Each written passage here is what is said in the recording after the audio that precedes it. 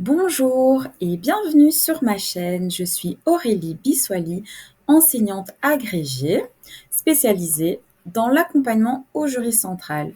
Aujourd'hui, je vous parle de l'examen oral de français pour le CESS jury général et pour la liste des livres, la liste A.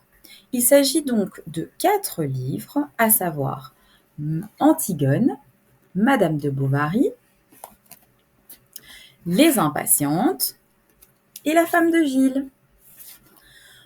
Pour cet examen oral, il faut bien entendu avoir bien lu et bien résumé les 4 livres.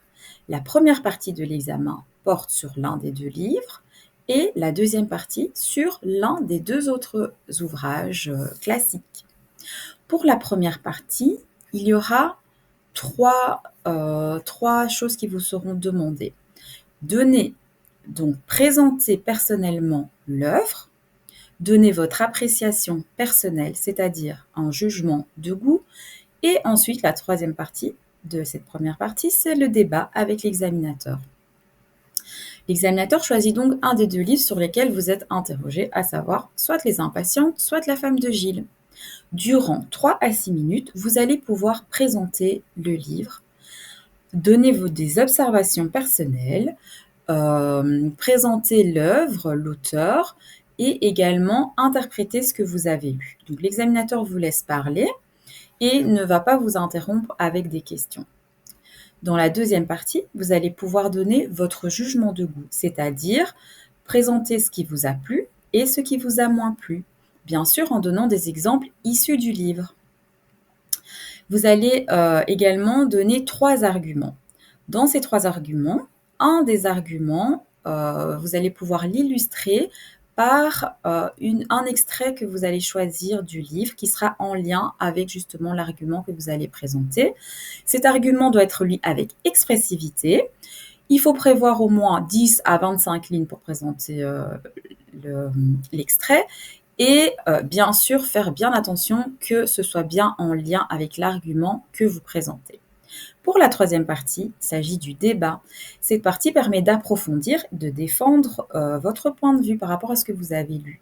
Donc là, l'examinateur va pouvoir vous poser des questions sur différents aspects de l'œuvre, que ce soit les thématiques qui sont abordées, parler d'un jugement moral, et il a envie de voir que vous êtes capable d'argumenter. Vous n'êtes pas obligé d'aller toujours dans le sens de ce qu'il vous présente, mais de toujours bien argumenter, de montrer que vous avez lu le livre, que vous avez un esprit critique et que vous pouvez donc argumenter avec votre propre argumentation personnelle. Pour la deuxième partie, il s'agit donc de donner un jugement de valeur et de justifier des réponses à des questions. Le jugement de valeur doit bien sûr être argumenté, nuancé et en lien avec le contenu de l'œuvre. L'examinateur va donc choisir une œuvre sur les 2, à savoir soit Antigone, soit Madame de Bovary. Il s'agit donc de 2 œuvres patrimoniales. Elles font partie du patrimoine littéraire francophone. L'examinateur veut voir en fait si vous avez compris quelles sont les valeurs et l'intérêt en fait de reparler de ces œuvres qui peuvent paraître anciennes. Quels sont quel est le lien qu'on peut faire avec ce qui se passe aujourd'hui dans notre société? Vous allez donc devoir donner 3 critères de valeur que vous allez développer, que vous allez illustrer et pour cela, vous devez avoir effectué une recherche, donc un vrai travail de recherche sur l'œuvre, sur l'auteur, sur la place de l'œuvre dans la littérature et dans la culture.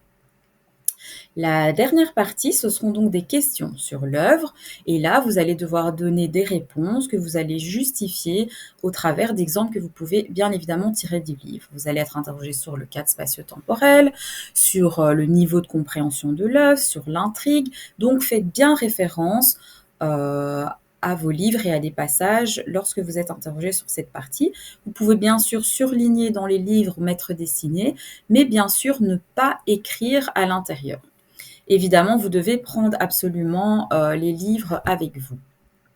Dans cette partie, concernant le jugement de valeur, vous pouvez d'abord introduire clairement votre jugement de valeur.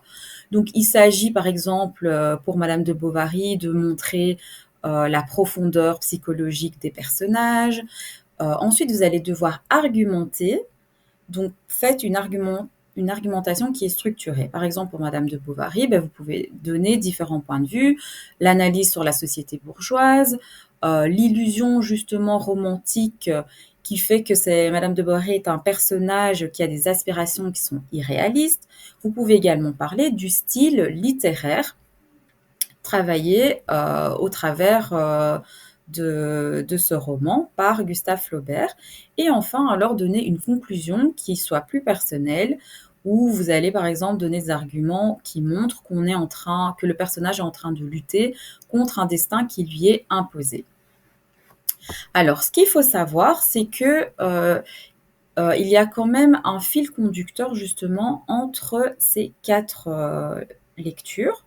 Donc, chaque histoire, en fait, met en scène un personnage principal qui est féminin et ce personnage n'a pas beaucoup de liberté de choix par rapport à son destin. Elles vivent, pour la plupart, dans une société patriarcale, donc il y a aussi cette critique justement du patriarcat, où les femmes ont un manque de liberté par rapport à leurs choix, où elles sont très peu écoutées. Et c'est vraiment ce qui ressort dans les 4 œuvres. Et donc chaque personnage, va pouvoir se révolter et cette révolte, elle va être soit affirmée ou elle va être plutôt intériorisée et plutôt subie. Il s'agit donc de personnages de femmes qui luttent contre leurs conditions, contre ce destin qu'elles n'ont pas choisi dans une société qui les oppresse. Donc voilà, pour la présentation justement, de ces 4 œuvres. Si vous voulez pouvoir approfondir ces œuvres et les préparer et être, à même de pouvoir bien répondre aux différentes questions qui vous seront posées à l'examen oral, je vous invite à me contacter via mon adresse mail aurélie.n.coaching@